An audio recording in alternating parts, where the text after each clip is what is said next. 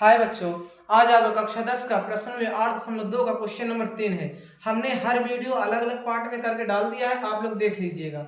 और आज आपका है 8.2 क्वेश्चन नंबर 3। देखो क्वेश्चन नंबर 3 क्या कह रहा है, और ये बहुत ही इंपॉर्टेंट क्वेश्चन है। ये क्वेश्चन 100% बोर्ड में आने वाला क्वेश्चन, इससे आप लोग ध्यानपूर्वक देखिएगा।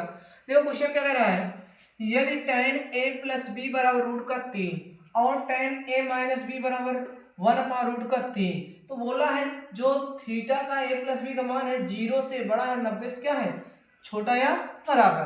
तो ध्यान देना, और बोला है a ग्रेटर देन b, जो a का मान है b से बड़ा, तो a और b का मान ज्ञात कीजिए, a और b का मान। तो ध्यान दो, हमारे पास दिया क्या है tan a प्लस बी बराबर रूट का 3, तो लिखोगे tan a प्लस बी बराबर रूट का 3। अब ध्यान दो कि tan a प्लस बी कितने का मान होता है आपका रूट का 3, तो लिखोगे tan a प्लस बी बराबर क्या हो जाएगा tan 60।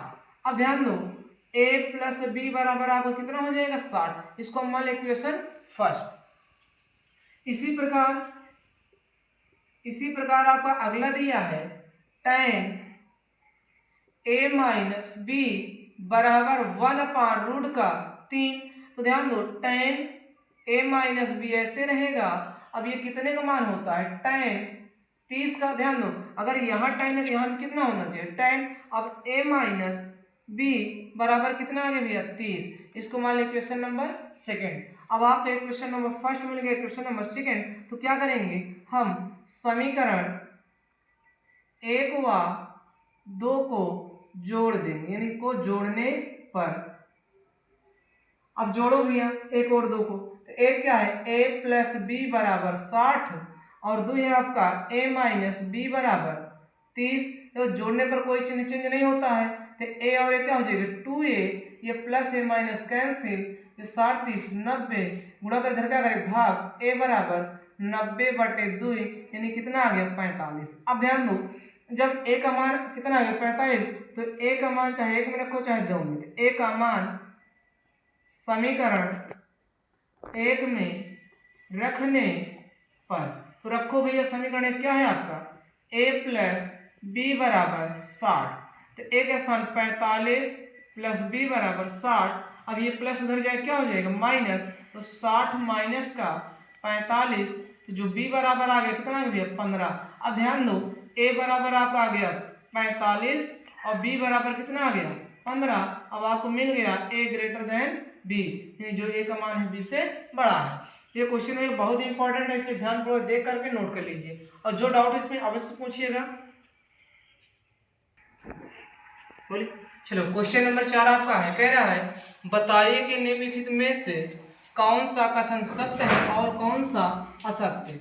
उसके बाद क्या करना है, कारण भी देना कि इस कथन सत्य है तो क्यों है और असत्य है तो क्यों।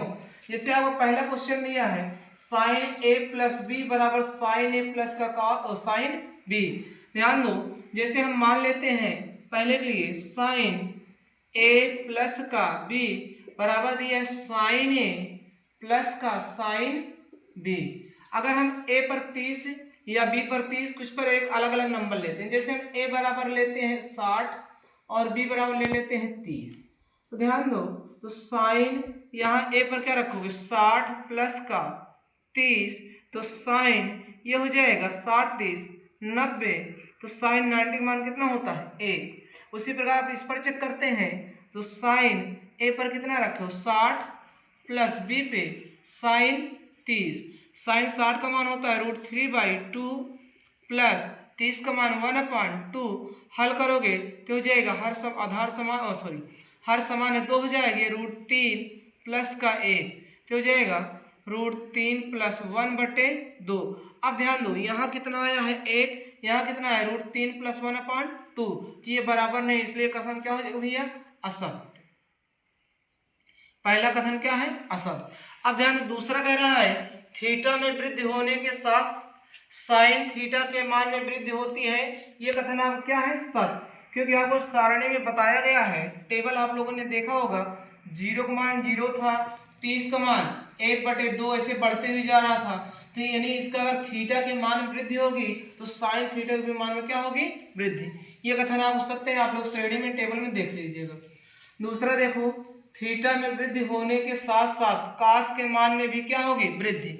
लेकिन देखो ये जो होता साइन का जस्ट उल्टा होता था, इसमें वृद्धि होती तो इसमें क्या होती थी, कमी। तो ये कथन क्या हो जाएगा आपका, असत्य, क्योंकि इसमें जैसे जैसे थीटा बढ़ेगा वैसे वैसे मान इसका क्या होगा, कम हो जाएगा। इसको देखो, क्वेश्चन नंबर 4 मेरा, थीटा के सभी मानों पर साइन थीटा बराबर कास थीटा।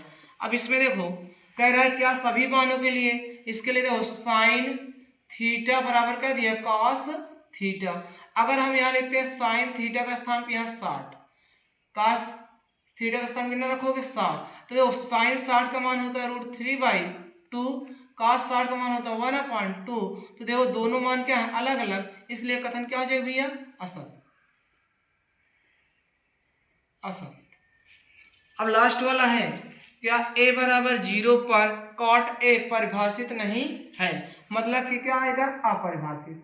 तो ध्यान दो, कॉट ए के स्थान क्या रखोगे, 0, या ऐसे a लिखते हैं बराबर क्या, 1/tan a, और tan a का स्थान 0 रखोगे तो 1/tan 0, और tan 0 का मान होता है 0, तो 1/0। तो देखो जब 0 1 में 0 से भाग करोगे ना, अपरिभाषित। तो ये वाला कथन क्या है, सत्य। ये आप क्या है भैया, सत्य। ये आपका पूरा कंप्लीट हो गया, 8.2 आपका कंप्लीट हो गया। अगला वीडियो नेक्स्ट पार्ट में।